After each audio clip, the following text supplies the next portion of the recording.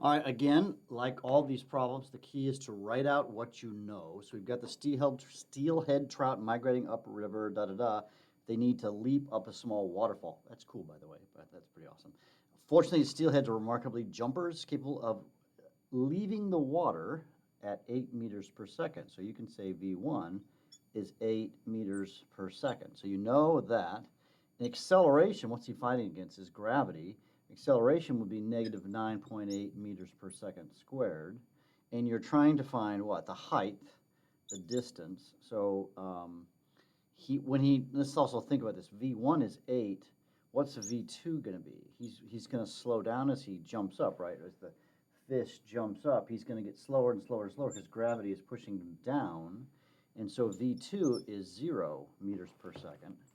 And if you know that, boom, you can use the appropriate equation that does not have time in it to solve for the distance, or in this case, the y.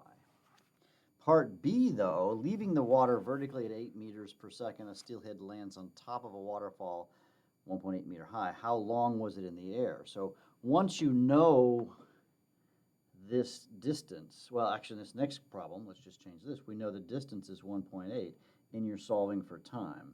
So then you have to look at your three equations.